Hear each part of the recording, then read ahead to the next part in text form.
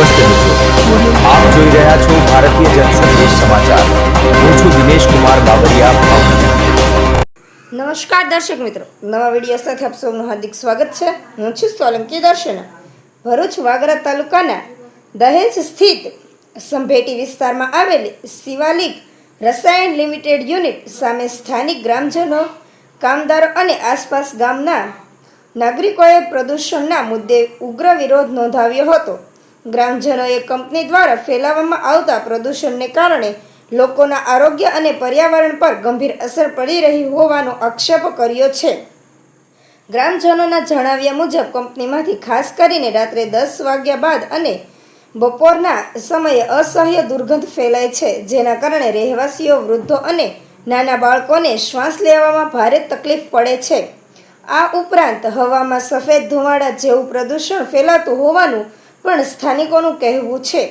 વિરોધ કરનારાઓએ વધુ આક્ષેપમાં કર્યો હતો કે કંપની દ્વારા ગ્રામ્ય વિસ્તારની ગટર લાઇન તેમજ વરસાદી પાણીના તળાવમાં કેમિકલયુક્ત ગંદુ પાણી છોડવામાં આવે છે, જેના કારણે તળાવનું પાણી પશુઓ માટે પણ ઉપયોગી રહ્યું નથી અને સ્થાનિકોને અનેક મુશ્કેલીઓનો સામનો કરવો પડી રહ્યો છે।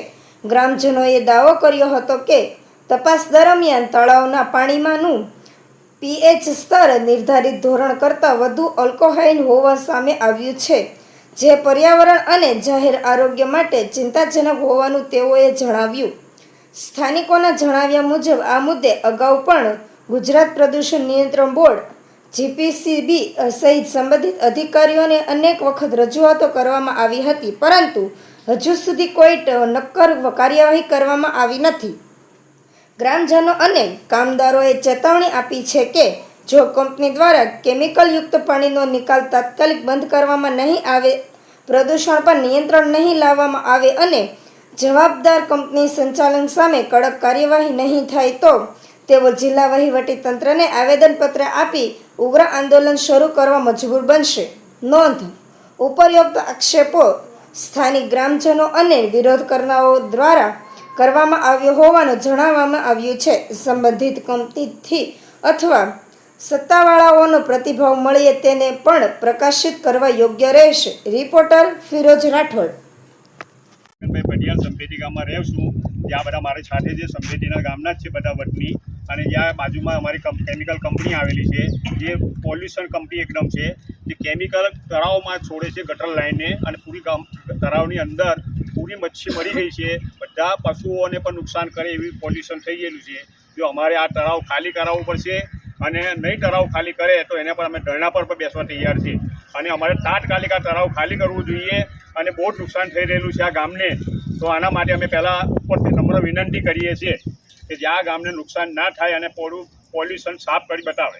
ઘણીવાર વિવાદમાં આવી હોય એવું જણાવવામાં આવે છે। આજરોજ શિવાલિક કંપની જે ડ્રેન લાઇન કરી ગ્રામ્ય મુખ્ય પ્રશ્ન શું છે? મતલબ કે તમારો મુખ્ય પ્રશ્ન શું છે? કંપનીમાં તકલીફ શું છે? રાત્રિના સમયે 10 વાગ્યા પછી આ લોકો બ્રોમિનની એટલી વાસ આવે છે કે શ્વાસ લેવામાં તકલીફ પડે છે, નાના બાળકોને પણ તકલીફ પડે છે। અમુક ટાઈમે બપોરે પણ સ્મેલ આવે છે, બહુ સ્મેલ આવે છે, એટલે શ્વાસ લેવામાં એટલી તકલીફ પડે છે। બીજું કે પોલ્યુશન વધારે છે, ખૂબ જ પોલ્યુશન, વ્હાઇટ ધુમારાના જેમ ગામમાં પ્રદૂષણ ફેલાવે છે। આ લોકોને ઘણીવાર જણાવવા છતાં પણ હજુ કોઈ કારણ કોઈ એક્શન નથી લીધી કોઈ અધિકારીને। અમે કેટલી વાર આ લોકો જીપીસીબીને પણ જાણ કરેલી છે, છતાંય આ લોકો કંઈ પેટનું પાણી નથી હલતું।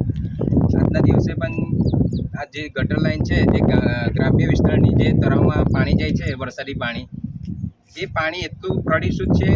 એ પાણી અમે તળાવમાં જે છે એમાં ધૂળને પીવાલાયક પાણી છે। ગ્રામના લોકો કપડાં ધોવામાં વપરાશના ઉપયોગમાં થાય છે। હવે આજે માછલી એટલી ત્યાં તળાવમાં મળી ગઈ છે કેમિકલ પાણીના લીધે। અમે હમણાં ચેક કર્યું તો એમાં પીએચ 6% પાણી, પીએચ 6% આવવું જોઈએ તો 8% આવે છે, વધારે મિક્સ છે એવું જાણવા મુજબ જણાવ્યું છે। તો કંપનીને બસ એટલી અપીલ કરીએ કે એ તળાવમાં જે ખરાબ પાણી છે એ બહાર નિકાલ કરી દે। બીજું કે જ્યાં ડ્રેન લાઇનમાં પણ પાણી ભરાયેલું છે ગ્રામ્ય વિસ્તારની ગટર લાઇનમાં, એ પણ સાફ કરાવી દે, પાણી સાફ કરી દે। બીજું કે બસ મામલતદાર સાહેબને પણ અમે જાણ કરીશું. જો નહીં બની શકે, નહીં કરાવે તો અમે આંદોલન કરીશું કાં તો આવેદનપત્ર આપીશું.